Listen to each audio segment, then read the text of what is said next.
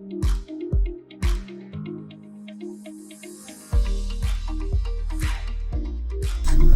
the whole idea. And maybe why not we start with each one of you tell about your background and what you do. So I'm Harsh Modi, I'm the CEO at MyOne. We are an Indian fashion brand. We sell on our own website. Plus we have our own retail stores in mostly tier 1 cities as of now. In the major malls, DLF and some high street stores in Mumbai, Bangalore. You guys have two non-fiction. Really? Started with marketplaces and then your own website and now that's Thank you. yeah, and also you can share something about what is your business, not exact numbers, but whatever your some of your high humility not sharing. You can go and maybe see another round. I know Siddharth and some rocketing business, a lot to learn from, how to escape. Maybe you want to share. So guys, Ganesh is well versed with our success story because I've known him for a few years now. So we started on marketplaces. So now today, this year we become like a 500 crore brand. And we've just started expanding offline. We've just opened 3 stores, and we have plans to open about 50 stores in the next 1.5 years. And we are scaling up. E-commerce, of course, is our baby, and that will always be at the forefront. But definitely, offline expansion is also happening because it's the need of the hour in our country, and that's where the focus is going now. That's on the background of the biggest brand I think sector, the biggest brand in the country is around the somebody just from my potential, the new age brands have got phenomenal. Hi, good morning everyone. So myself Santosh Dubey and I'm from Bestseller. So I head distribution business and I'm Chief Product Officer for the Bestseller. So in terms of the size of the company, so everyone knows that we have a brand called Jack and Jones very much and only, and that does not require any further information in terms of size. And so just to specific, distribution business is a completely new business for us. We did a reverse thing. I think people start from distribution, then they go into other forms of channels. We started with other channels and finally end. Yes. Normally successful in some their brands, people associated also quite well. And what I hear is pre-COVID-19, well past 70 crores across all their brands. Hi, I'm Lavanya. Matthew Silk Sarees. So that's it's almost 100 years old family business now, and 3 generations actively in the company. I'm the 3rd, but chronologically the 5th.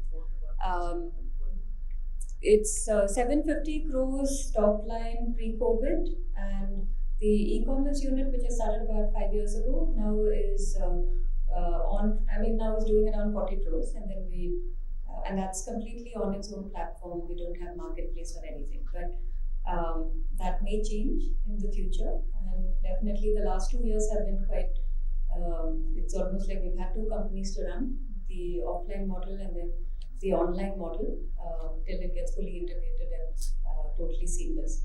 And a quick thing, Ganesh and I actually go back, I think, quite some time to when we were both at Myntra, and he was fantastic mentor and head for and set up the entire merchandising division. It looks like Nalli may finally, after all these years, come back to Myntra.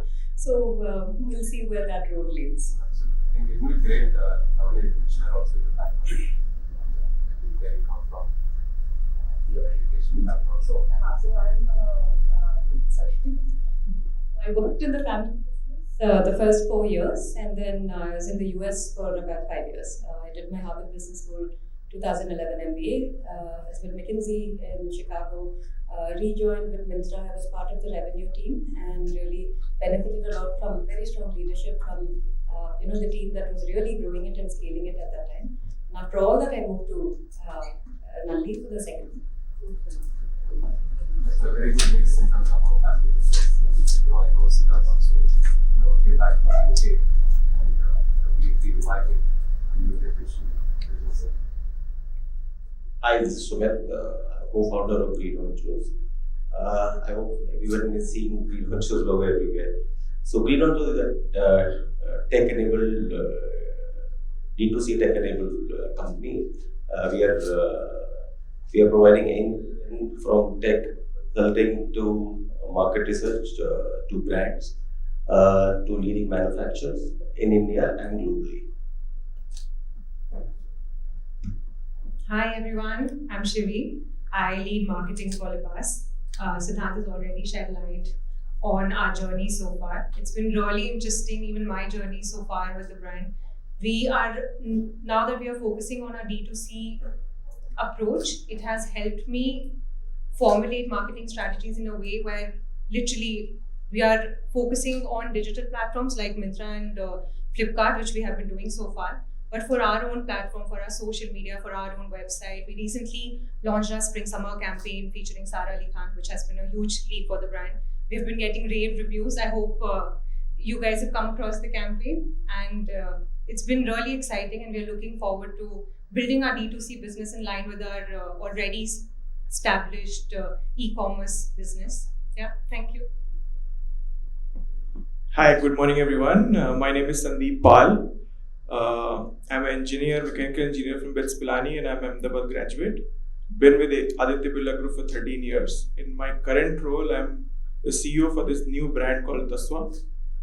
It's a brand which is in collaboration with Tarun Telyani, and it's in the premium ethnic wear space. We've just begun our journey in December with our brand launch on 9th December and the brand.com, and we have 5 stores, large or small right now. We intend to open 200 stores in next 3 years, and that's pretty much about it, and looking forward to our conversation today. Absolutely. Recently had a conversation with Ashish, and as a group, Capitalize mentioning about the D2C, and they're also looking at hiring Absolutely. wearing a lot of brands now. Mensa equivalent, whatever you call it. Yeah. And I think the D2C is not caught up with everything. Right now, groups are acquiring, and if you're in D2C, there are many people who are takers. So your exit is very clear. In case somebody wants to exit on its own, it's fantastic. Yeah. Hi, good morning everyone. My name is Ananya Rajguru, and I'm the founder of Misfit. It's a Bangalore-based denim brand. It's a women's wear brand, and right now we are available just online, selling directly on our website. But in the coming months, we look to expand and start retailing with Myntra, Amazon, Nykaa, and also more physical retail. And I launched in December 2021, so it's fairly a new brand. Yeah. And So happy to see good diversity. Typically you don't see. yeah. Great to see, and definitely you are perfect fit for this Thank conversation. you. Thank you. Great, maybe a quick introduction. I think you must have heard about me a while. For being in the fashion industry for over 20 years, worked across both offline. My life started with offline retail, various companies, whether it's VF Corporation, whether it's Tommy Hilfiger, right? Then Reliance Retail, Walmart, all of them startups of a different stage. They were all starting something, even though they were big companies.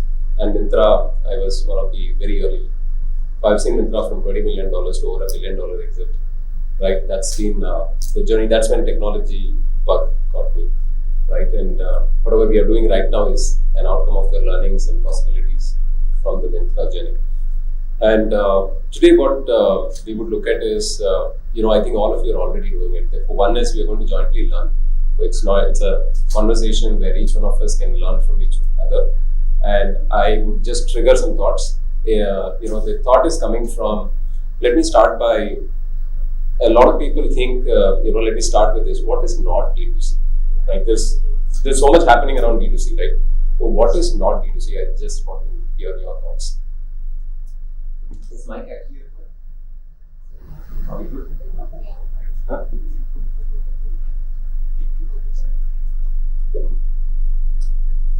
Because if you're clear on what is not D2C, If it's a completely perspective, like something which is a B2B for is D2C for someone else. For example, so for me it's a B2B, but for Mitra it's again B2C. It's a completely perspective where you have a clear line between B2C and B2C. Sorry, B2B and B2C. Because something that can vary from one to the other. You are serving somebody who's B2C in the value chain. I was having a conversation with somebody about D2C, and this person is not from the industry and somebody who's got a very different background. And so this person read this news about PPG getting to D2C space, etc. And she asked me, how is this different from B2C? So I paused for a bit, and when I told her, this was my understanding right then, that in case of B2C, you may or may not own the channel. But in case of D2C, you don't need the channel, you can create the channel yourself. And which means you're actually reaching to the end consumer yourself without any intermediary, so to say. And that's my understanding, and because of advent of all the technology and everything is happening around us, it's taken steam in last 10-12 years, and now it is like the buzzword. And businesses are getting created in a duration of 2, 3, 4 years of size, and they are challenging some of the very large conglomerates, some very large established global players in a manner that nobody thought is possible. And that's my reading of what's D2C. And so if you are selling to someone else's channel, then possibly it is not D2C, it could be a B2C. But end consumer is what you're serving.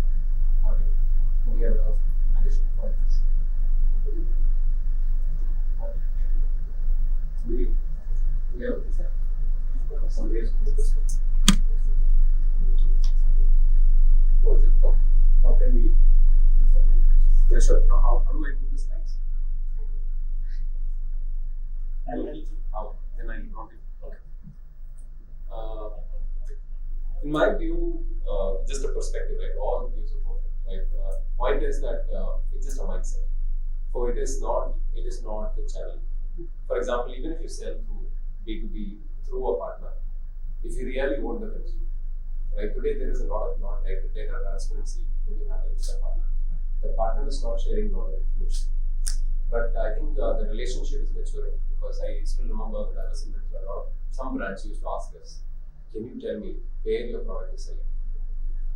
Right? Can you tell me where my product is selling? Which town it is selling? Now this is not something which is public. They may not share with you. They will share you item level data. With some strategic partners they might share. But what I want to leave you with is that even if you're working with a partner, please demand for information. Because your asset is information. Just giving product, taking a margin, you are not getting any value. Tomorrow you are just looking at for example, which city I should open a store. Now, if you have pin code wide demand data from your large partners, don't you think it will help you make better decisions? Absolutely, right? Yeah, it's a gold mine. I think the question is, a lot of people don't ask. So, what I want to leave you here with, one is demand for information from your partners. Once you get to know more of it, they can actually share just short of consumer name and numbers, right? They can share all aggregated information, right? There is no privacy problem, etc. And that will only help you grow the brand and also help the channel partners also do better. Because there is a lot of social media, and today you can do localization on all the marketing activities, right? You can run on local level ads, right? If you're doing, let's say, 14 cities are very important for you, why not you high traffic? Let them go to Myntra, let them go to your site, etc. Finally, you're interested about the consumer. Okay? So, what I want to just say is the channel, I think the channel view of D2C can change to overall mindset perspective so that you're deeply integrated in the system. Can I have the next slide, please? Now, I want to reveal, maybe ask a question, right?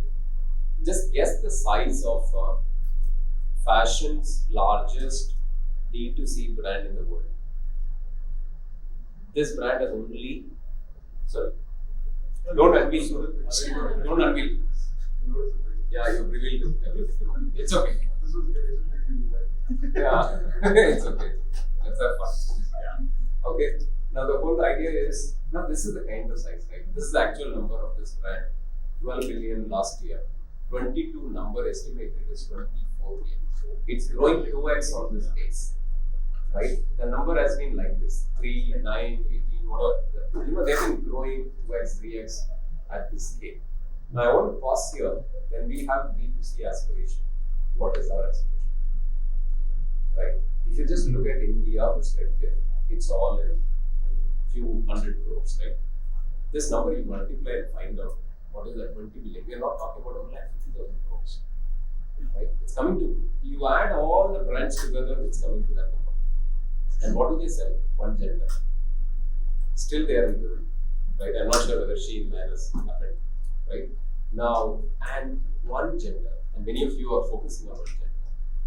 And largely in 2-3 categories, it's dresses and tops. You don't need to have 4,000 brands to do this number. Lots of marketplaces don't do this number.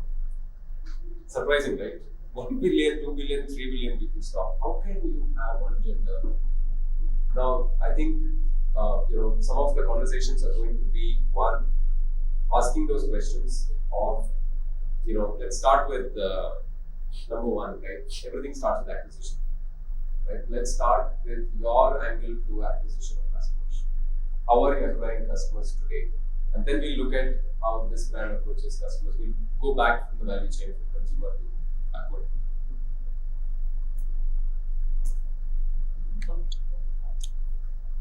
So of course we are fairly new in this business, so we're still figuring out how to do this. But our customer acquisition is through our stores, which of course bring in traffic, which is organic, and on the website. Now on the website, the traffic sources are the usual, which is all the digital media, social, etc. we're using. And that's how we're getting the traffic. And as the brand awareness reaches to a certain stage, we'll get more and more. But that's how we are approaching this. We want to keep the control of the brand and the product to ourselves, and that's why we focused on our own channels for now. Because the premium brands, we want to keep it that way. What are your key channels? So for now, it is Facebook and Insta. These are the two social media platforms which you're using. And of course, then ATL, which is the usual traditional medium of acquiring customers, which is the print and the outdoors, etc. Any learnings that you want to share? What is really worth well? Too early. I will say. Yeah. I'm quite looking forward to 2 months is a very short span to. With the digital platforms growing, so it's not just search or social media or display anymore. So now we also have, with our Spring Summer 22 campaign, we are for the first time exploring platforms like OTT, and we are exploring audio platforms. Like, in fact, yesterday only we were just seeing the magnitude of the power of these platforms. Upcoming platforms like, say, Amazon DSP, where you can also run ads, Flipkart advertising, and then platforms like ShareChat, Trell, and it's not just Snapchat. It's just not just limited to Facebook, Instagram, or even the Google network, which is YouTube anymore. So, and especially with the AI coming in, with AR coming in, IoT coming in, like sky is the limit. So the avenues of customer acquisition are growing as we speak. There are so many technologies out there, and we as brands, especially D2C brands, this is a gold mine. There's so much to explore. So there's also going to be a question of how that you have so many options. How do you choose? How do you spray and pray? How do you choose? What is not very well? So it's for now, obviously, for the first time with this campaign, we are going to be exploring, like I said, Amazon DSP, OTT, or audio platforms. But for us, till now, display campaigns and Facebook network, which is Facebook and Instagram, they have been traditionally working well for us. And definitely, when we are doing all of this, we can't leave out SEO and organic. So, which is definitely, we are, and content marketing. I'll just take a step back and say content marketing. Content marketing is the future. That's what we as a brand work on, rich content.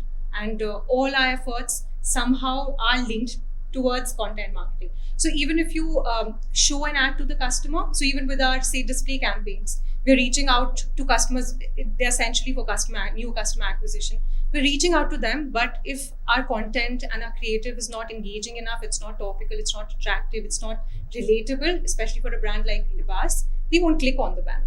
So you can't. CTR will only happen the clicks on the website. In fact, we can get them on the website, have the sessions, but the conversions will only happen when the content is right. And with content, it's the imagery, it's what you are, the description of the product, and also our shoot. So all of that is connected. Content is king. Yeah. This is our experience. I think it is category dependent. Your customer acquisition strategies, it has to be based on the category and the value and your target segment.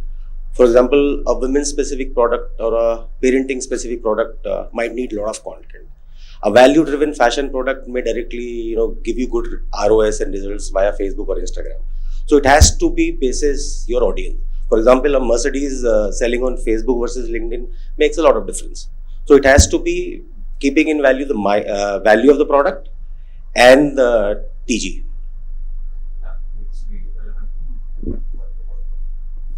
Sorry, what was the question again? Consumer acquisition. How are you acquiring? Okay.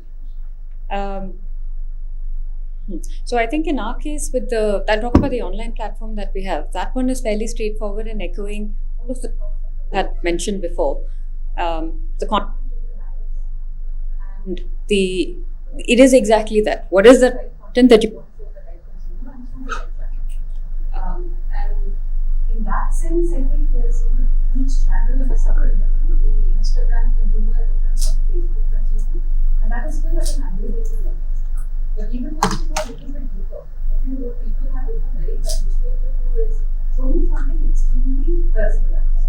Yeah, and not only extremely personalized, but I want to show it to almost know when I'm in the mindset to be open to seeing that sort of a answer, and when I don't want to see. How much is too much, how much is too much for frequency, what kind of the content, what kind of the language is too pushy, what acts like an ad but doesn't look like an ad. So I think a lot of that is really what we've discovered in our own business marketing.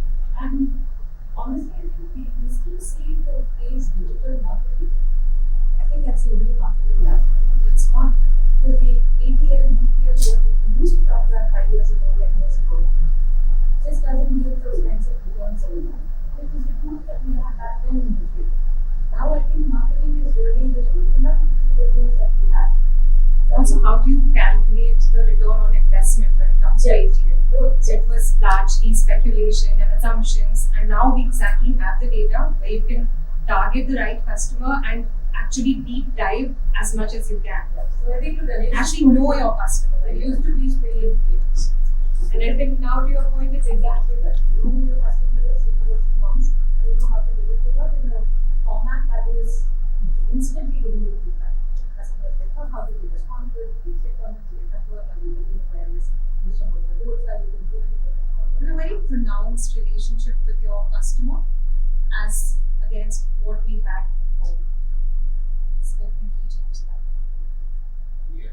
So for customer acquisitions, like I can say the broader classification, I can say that organic, inorganic, these are the ways of doing it. And apart from that, of course, at ATL, BTL, these are the things.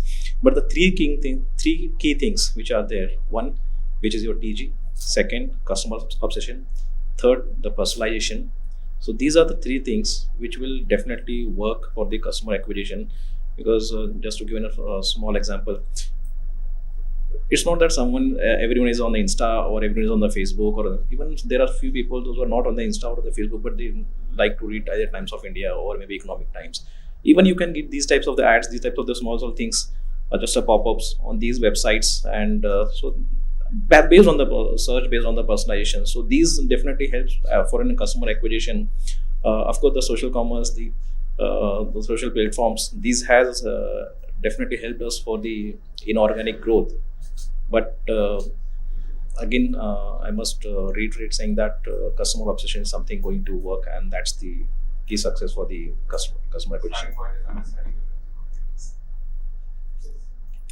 consumer needs. So for me, I actually look at customer acquisition a little differently, because when I started 10 years back, actually my first venture was not marketplaces. I started a D2C brand, my own platform, and of course failed miserably, because that time the D2C word even didn't exist in the dictionary.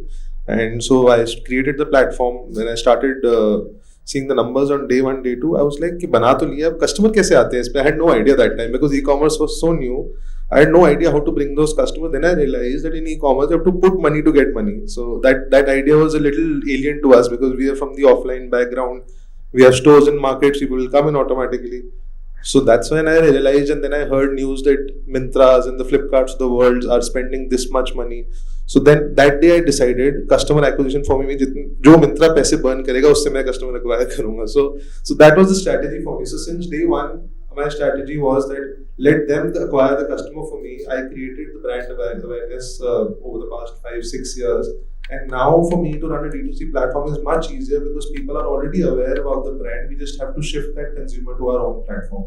Apart from the newer ways that we are exploring with Shivi, that's actually one of the main reasons and the easiest way for us to acquire customers. Yeah, basically, you went to the digital high street and got customers. So for us, it's been a little different. Like you can say that based on your brand, every strategy is different.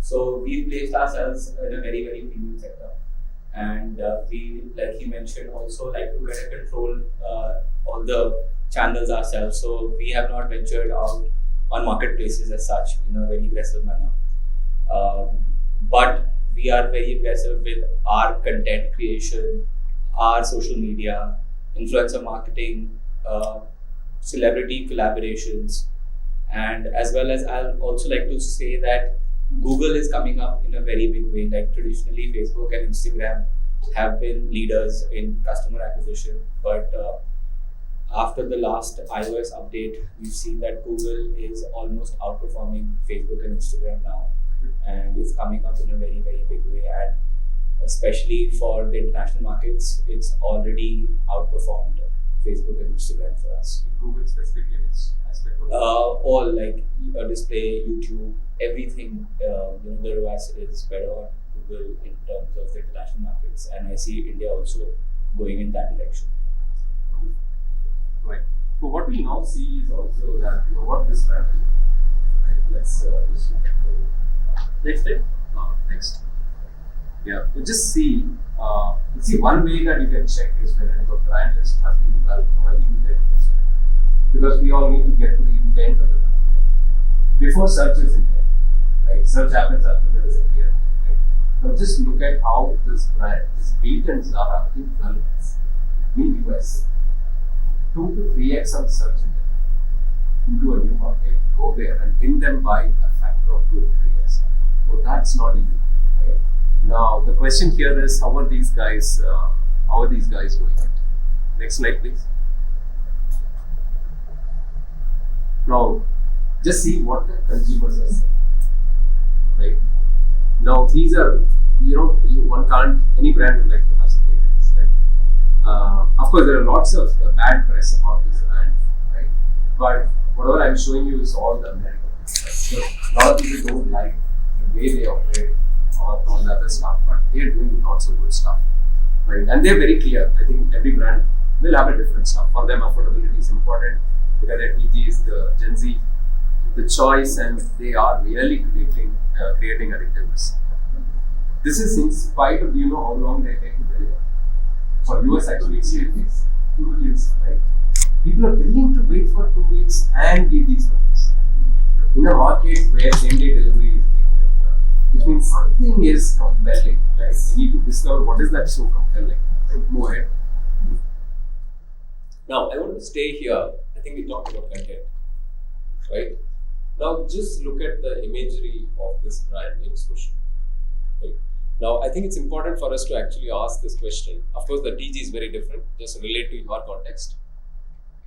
Now, not many brands have these lively real-life imagery, right, in many of the social posts. because we turn around creators. I'm not just saying, of course, I've not seen all of yours, but you can just look at it. The DNA of this brand is, one is image is the hero. Image is the hero, and that's also slowly changing. It is actually video is the hero.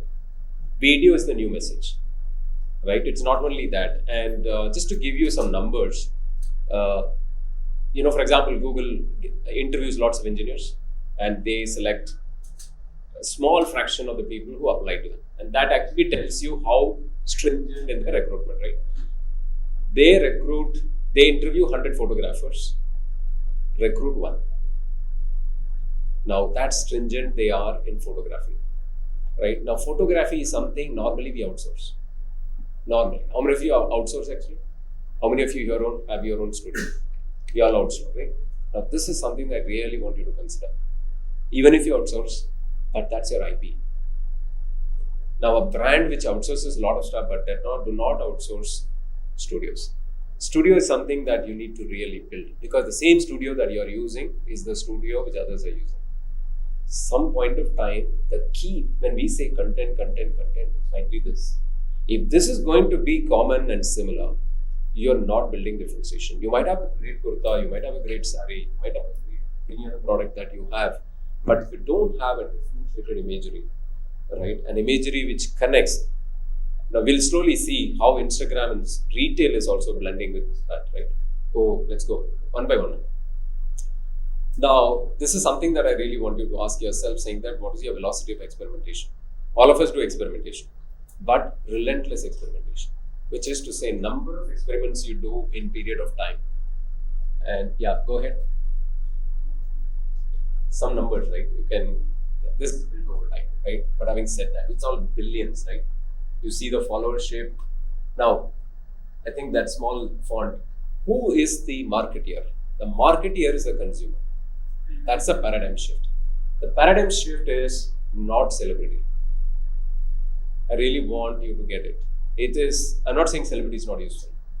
Celebrity is useful, but they are your marketeers.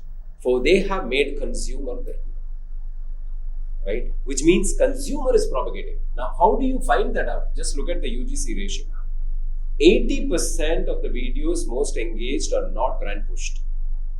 These are all user generated videos. They are saying, I've just now bought Shein. Now, why are consumers doing this? Why are consumers so, of course, they have limited time in their life, right?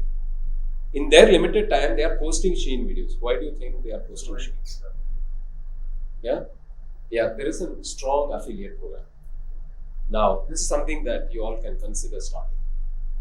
Instead of giving money to Google, instead of money going to give somebody else, give the money to consumer.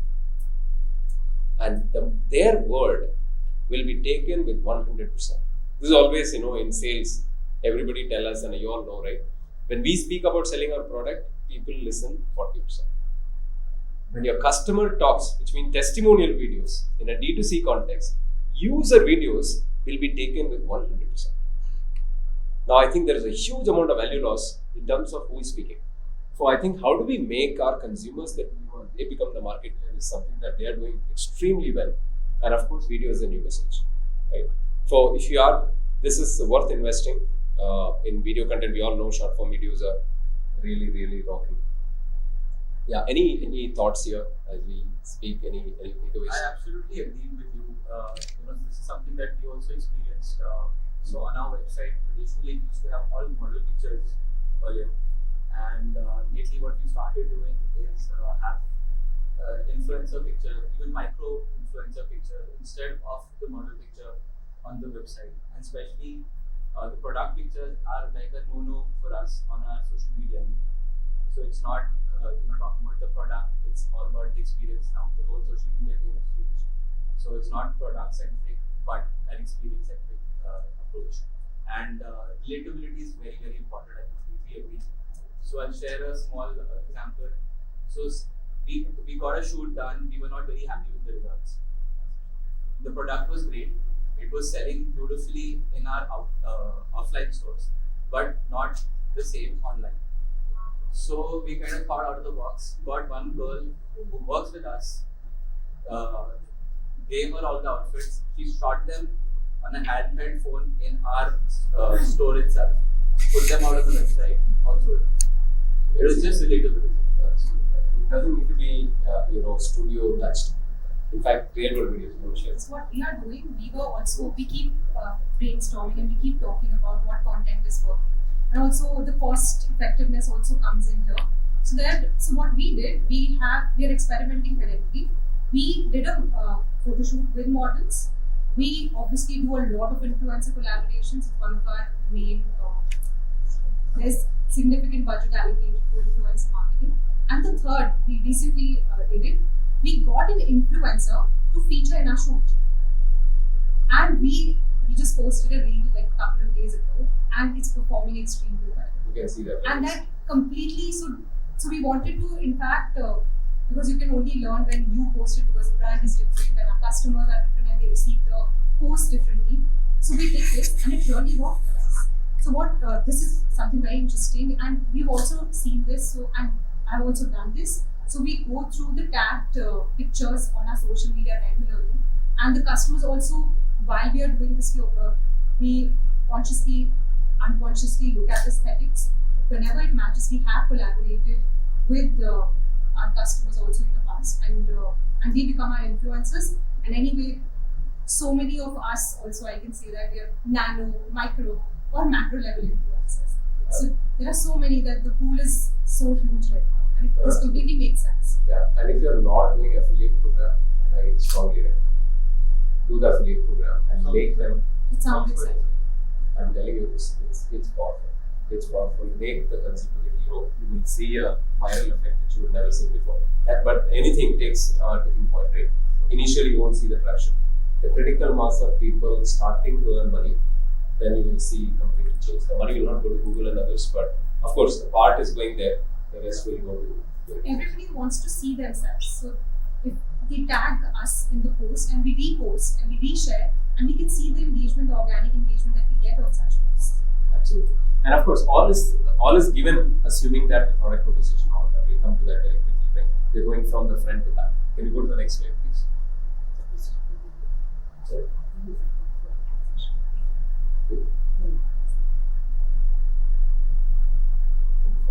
Give some time.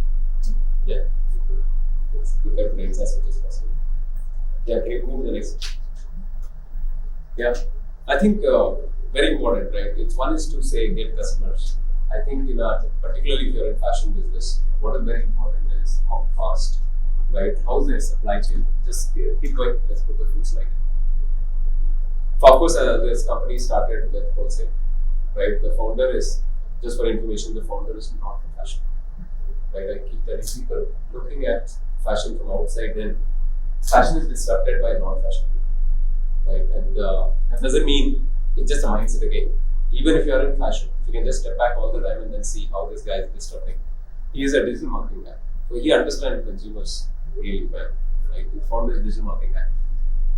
Then he realized he was going to the wholesale marketplace in China and putting it on the website.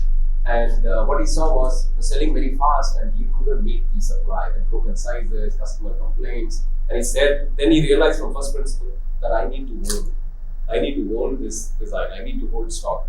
Then he hired designers, right? Then he hired designers, prompt vendor payments, and they're now known for vendor payments, right? In our industry, I'm not saying how you are, but in our industry, we try to see how much more credit terms, right? How much more credit terms. We don't look at total cost of ownership, total cost of supply. These guys pay ahead of time. In fact, if the deadline is Monday, they pay on Friday, almost like salary. For the vendors, love to work with them, right? Therefore, they just kick all the US big brands working for this brand purely because how the loyalty, because the kind of passion they have with consumers, they have the passion with suppliers, right? Which is unheard of. And I'm telling why, because at some point of time, everybody is growing. You're going to see limitation of supply. All of us. At some scale, you're going to see now demand with proper need. I'm sure some of you are already facing it. You want quality supply and promptly, and if you have these practices built in, they're going to be very, very loyal to you. I think that is the biggest issue that I've had as a new brand as well, because it takes so much longer to manufacture a product because I'm outsourcing right now and I don't have my in-house manufacturing unit. So by the time the product is out and it's developed, it's been like 6 months, and fashion moves really fast. So trends are moving so quick that by the time the 6 months are done and the product is actually out, people are actually bored of the designs, and the trend has moved forward already. Nobody can disagree with you. So we are going to see what speed means very quickly. Now, they now have 75% own supply, which means they don't depend on anybody else. 75% of the supply is completely controlled, almost licensed factories, almost like they want, right? And I'm told right now, of course, all of this we have translated from a Chinese article because this company is not very public, right? They're anti-PR. If you do a PR with this company, you'll be sued. Wall Street Journal, New York Times, everybody reached out and he said, you write whatever you want. I'm going to do law right now. Quote, right now, if you write about us. So this is all based on some few articles we have translated. Now, again, go ahead. Next slide, please.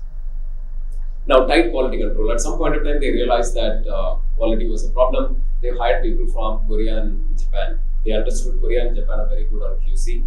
So their entire QC systems is based. They have key KPIs. They, like we do human performance analysis, they do vendor performance analysis. Bottom 30 eliminated every year. Very tough on the supply side, right? And they have metrics. Okay, what percentage weightage on what KPI, and then they eliminate vendors who are not good. Go ahead. This was last year. 8 days is the turnaround time. Mine to market 8 days. 22, 23, their target is 2 days. Mine to market. This is like super fast, right? And of course, quality and all the other stuff. Even today, you will hear a lot about their quality is cheap, right? But having said that, customers are still buying, right? They will still go with the Prada bag and maybe a Shein top, and that's a combination which is happening right now as we speak. Okay. Now, just stop here. Now, we talked about imagery, right? Just guess which brand is this without getting to fine print. Zara. Yes, you got it, right? Now, why you are able to see because they're consistent like this, okay? Now, this guy is now killed by another imagery. Click. Now, can you see this imagery? Can you differentiate Instagram and retail? You can't, because this is the same Insta imagery in retail. Now, you will now understand something very deep. Will Myntra allow you to have that imagery? Will not. Okay? Now, why? Our standard template. Right? That's the reason this brand is 100% D2C. I don't work with partners. Why? I will confuse my customer. Okay. Now, pure D2C.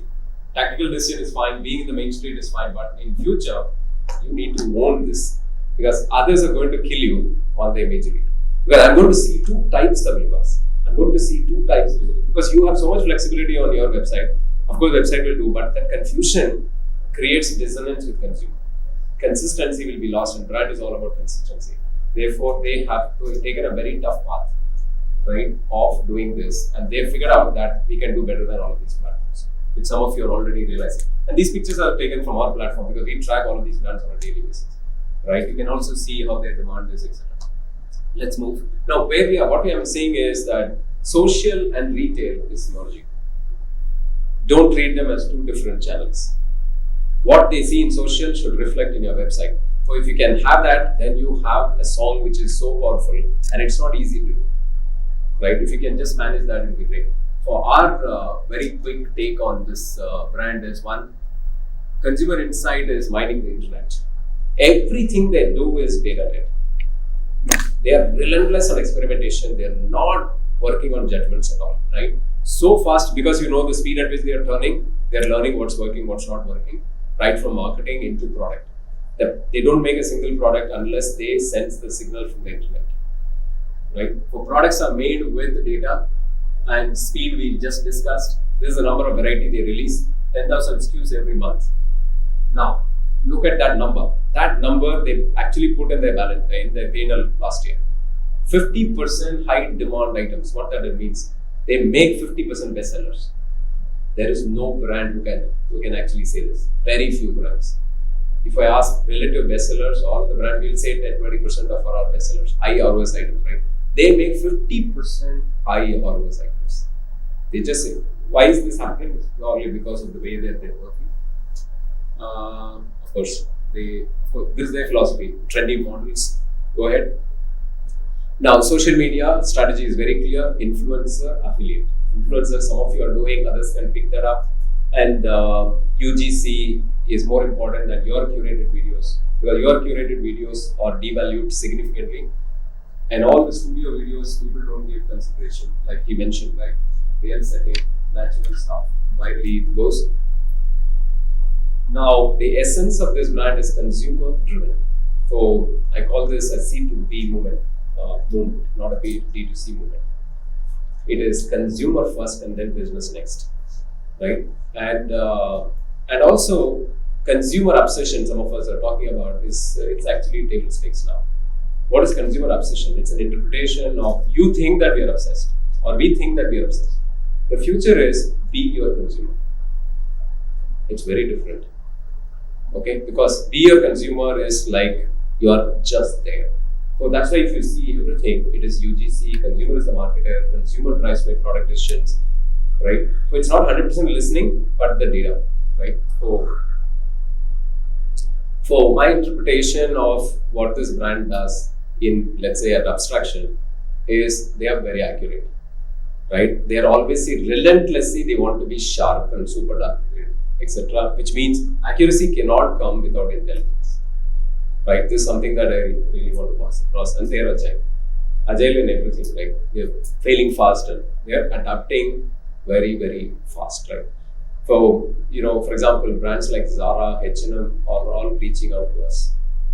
Global brands to startups like us, purely because they're all now, actually their foundation is shaking.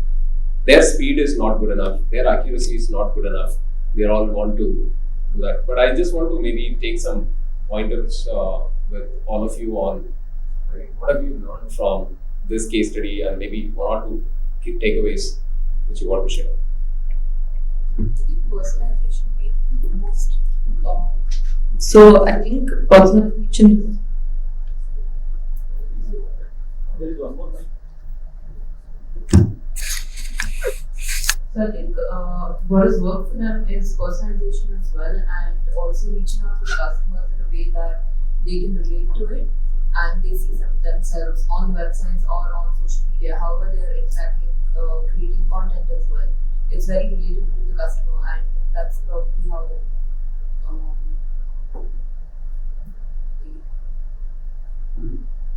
Yeah, I just want to make a point on personalization, right? I was speaking to the CEO of Myntra starting a new startup, right? So I met him just a week or two back. And one insight he was sharing is that he was head of personalization. He's the guy who actually built the entire personalization. That's something very unique. Just to say, at some point in time, he was tuning the algorithm, conversion was not moving. He realized at some point in time, what is personalization? Given an assortment, what is ideal for you, right? I'm just throwing at you something and saying what is the optimal conversion.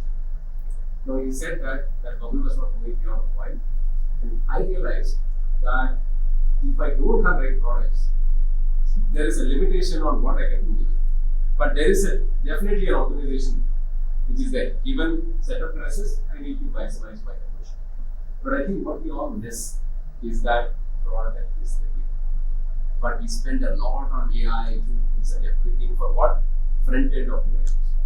Front-end optimization is limited. Today, the idea of this startup, right? Of course, not people saying he's creating machine learning or something of that order. Now, the point here is get your product. There is no substitute. You can put any AI tool in the front end.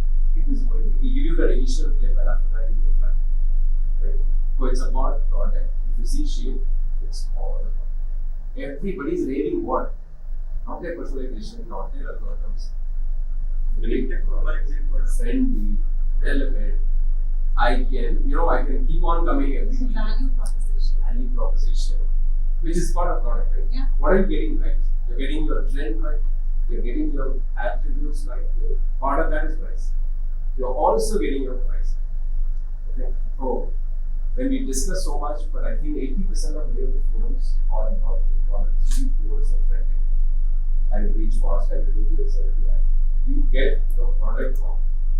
none of this will give you any leverage. The highest leverage is product, right? And there typically is a lot of subjectivity. So I think that's a fundamental. This guy has actually killed the product life cycle. For agility, you just want maybe others can add more. I just wanted to tell you that. The thing which always intrigues me about this person is there's this thing about being so unfriendly with PR and very, very guarded in what they do.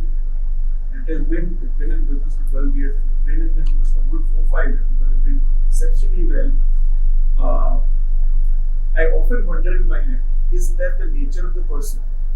Because often the rub of the personality of the individual can take a shape. But I'm sure there is more to that dimension about being guarded about what they do. Right? And I always often wonder what could be thinking about this because it's not normal, right? For somebody to become so successful and stay closed door and not talk about what has happened. Yeah, I think they just wanted to blend out bringing in China and various elements. Read a lot of that. Because they were doing so well without any publicity. Yeah. Their publicity is also. When do you need PR? Yeah, but it's not working. Exactly. See, I think if you just put everything, consumer is batting for you, you just cannot market. Yeah.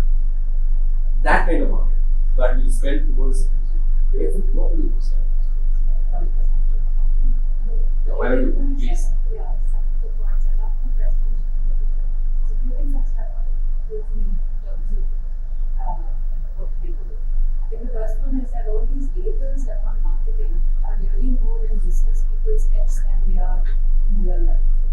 Like how we think about social is different from movies and public whatever. And so 2 years ago, 5 years ago, just connected we evolved so much.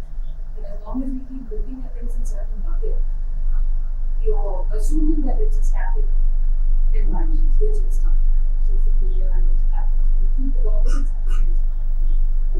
The second thing that you pointed out is on consumers. I think the definition of consumer used to be like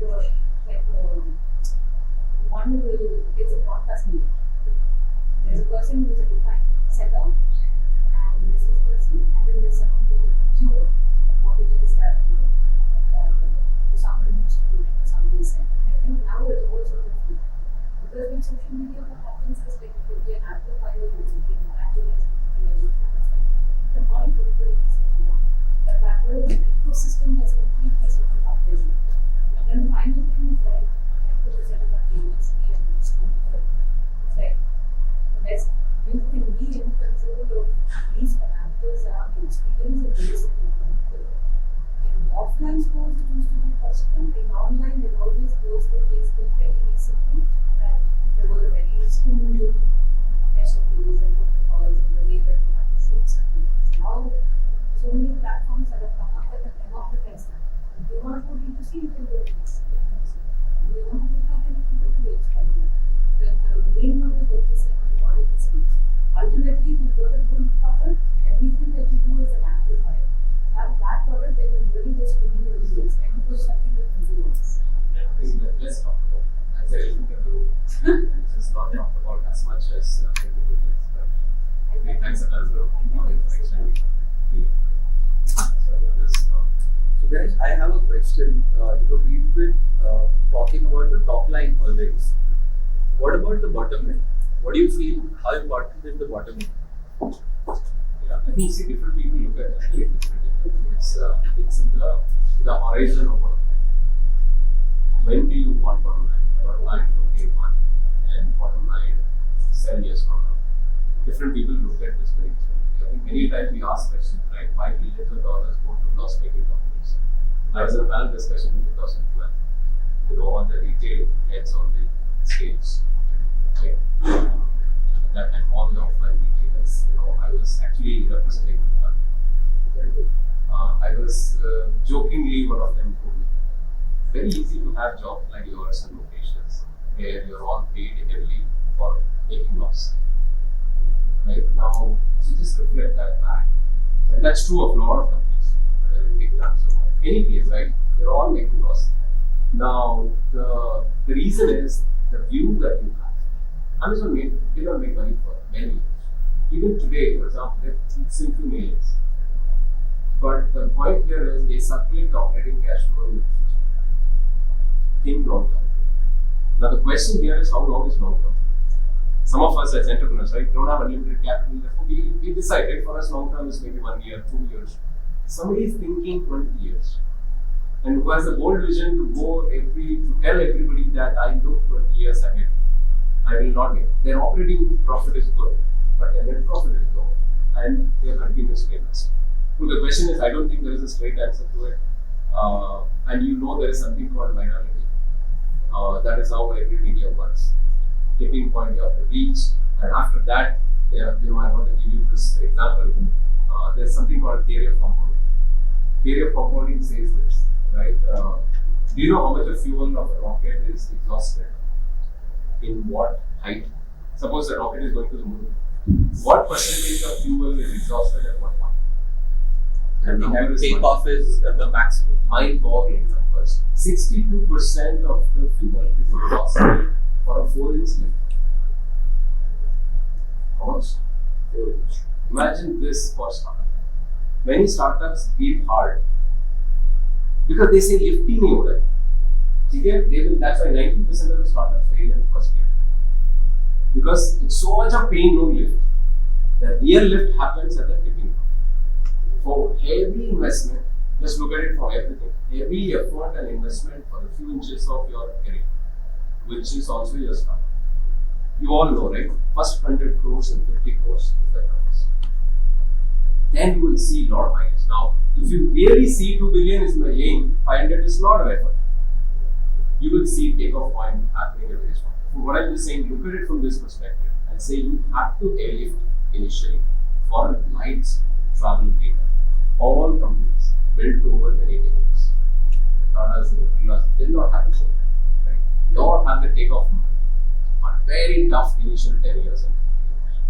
So that's true for you, me, and all the entrepreneurs on this, but different scales at different points of time. So that's Yeah, just to add to this, we see plans.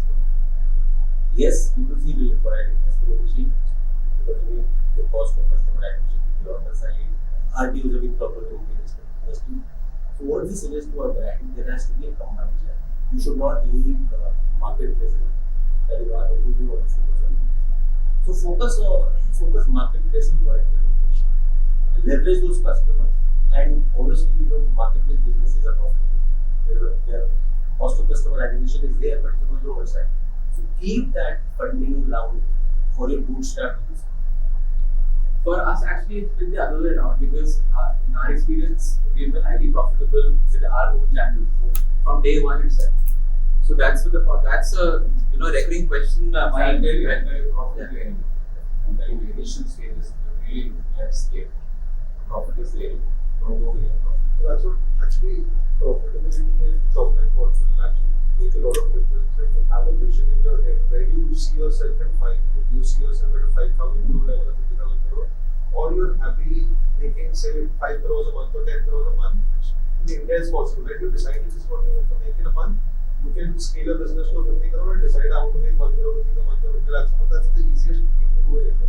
It also depends on what the vision is. If you want to reach a 500 crore, even after 5 like he said that to reach that 100% growth, even at a $10 billion base, it's unheard of, right? And that cannot happen without adding fuel, right? I mean, if he decides to scale he can stick to the 10 billion and make more money, right? He can be more profitable by just sticking to them. But that urge to put that 20 million will require. It's about the decision and the vision that you see for the brand on the website. But what the question is that what is the data? What is the data telling us in terms of the industry? How many people have been able to go to that tipping point and walk beyond? But if you're talking about the fashion context, what does the industry data say? Because now we have fairly like 5-10 years of experience. So okay, this is one thought process that okay you burn and then you start making beyond a certain point of time. But what is the data backing this? I'll give a simple math, right? For example, I think the metrics, I don't know how many metrics you see. There's a metric called LTV to calculation, right? What is the lifetime value of the customer? See, nothing you should scale where fundamentally it's not profit. Right. If you're already running a profitable business, which means your fundamentals are in good shape. Okay. Now the question is only ambition. If I'm an investor, I'll just come and ask you what is the lifetime value of your customer. What that means is, if you acquire a customer today, you spend some money. So you will say that I'm doing this ad and my cost of acquisition is 150 rupees. And you say, what is the lifetime value of this customer? Which means a customer comes and stays with me for a period of 1.5 years, for example. That's based on the cohort. You will say there are customers who are very loyal, they stay with me for 4 years. There are some customers who stay with me for 2 years. Somebody who stays only for 1 year. They're very fickle. So what is the average lifetime of your customer? And what is your basket size? If your basket size, for example, is 1,000 rupees, and they stay average and they buy, let's say, 2 times a year, which means what, 2,000 rupees. And they stay with me average for what, 1.5 years? For 2,000 plus 1,000 is 3,000 rupees. Your LTV is 3,000 rupees. What's your CAC? 250 rupees or 300 rupees. What's your LTV to CAC ratio? Is 10%. LTV to CAC ratio is solid, means what? Just go bombard. I can put any amount of fuel. At some point of fuel, you will say my LTV to CAC ratio is suffering. I'm in market maturity, I'm not relevant for a lot of people, target is incorrect. Because you can't see, whenever you're super sharp, your LTV to CAC ratio will look very high. So you will become very comfortable, right? The moment you start pushing, you will start becoming inefficient. Because you're not going to places which are not partly relevant, full relevant aspects. But I suggest that you look at your LTV to CAC ratio and then say, now I can count fear. All investors look for a health benefit. Once then they put any amount of money and they will see at what point can you break based on the target market, ambition, all of that. And the second is, I just want to leave you saying that international markets, right, is a great opportunity for Indian brands. Right? Now, if Shein can go from China win the world, you all can. So I think don't keep India as a geography relevant. I'm just telling you Middle East. Shein made 20% of the business in 2018 just from Middle East. 20%, and that was the Eureka point. If I can win Middle East, there is no global brand which makes 20% of their business from one territory, which is Middle East. It's not such a big territory, even by population. Right? Now, they disproportionately won that market. I was in Dubai 3 months back, speaking to a lot of people. I asked them exactly the same question. What's your main source of traffic? This is all groups, Clarity Group, Landmark Group, everybody, senior leaders, everybody said it's right. I met a digital marketing agency in Dubai who works with Shein. Right? Shein, China identified somebody in Dubai who worked for them. I asked that same guy, what are you working on? He said, my primary project is Snapchat. And he discovered a lot of numbers. He just showed me everything. Snapchat is the primary there. People exchange Snap ID not knowing. And just guess, Snapchat average audience age will be 50, 30. It's 30 to 35. Yeah, it's surprising. It's surprising. And they realize that is the audience which is not money. They figured out money where it lies, the channel where it lies, and these guys, none of the Dubai owners were 3 decades owners. Nobody even mentioned in the top 3 that Snapchat. They also said Instagram, Facebook, something. Okay? So what I'm just saying is, I think discovering, it's not about that you need to understand Dubai. You understand digitally Dubai. Right? UAE, you can go and get with your product range as we speak. All those retailers are sourcing from India. All the noons of the world has office here. So I'm telling you, therefore I think you guys have so much opportunity. That's why I said infinite opportunity in this. It's only what we can do. It's just the fundamental blocks we can scale. I just want to close with, how do we relate to this industry as idea? We think that product is the key. Right? And product, what we help is give you the power of Shein in terms of product. Which is to say, whichever market you want to live. Go to Dubai, go to US, go to India, India also. Dynamic understanding of consumer good habits. Simple answer to that question is in 2 things. Right? And if you guys are interested, please go and visit our team. Is more than happy to tell you what we do, etc. Some of you are already our customers, but whether you do sign me or not, but I think product intelligence will change you. Right? Get your product right, get how the product is presented. Right? And as you scale, one of the problems that you're going to encounter is it's not just the what problem, it is also the how much problem. You're going to stuck with fashion business is great not because of what trend you did not get, what you bought. Actually, what did not sell well will break. right? For the metric there, 50% best sellers or high demand items, that is the number you track, saying that is your average rate of sale constantly moving up in your business. Therefore, what you would need is science on demand forecasting, science on understanding consumer needs. So those are two areas that we help and ensure GreenHonchos and others who are going to help you on the other areas and how do we optimize marketing. Right? I really enjoyed the conversation with all of you. And wish you all the best. Thank you. Thank you very much. Thank you. Great session. Thank you. And if anyone of you want this presentation, I can just make it. I'll share this deck. And I also have the Chinese version or translated version of the history article from where I extracted this and also in case I miss, just give me. Thank you guys. Thank you.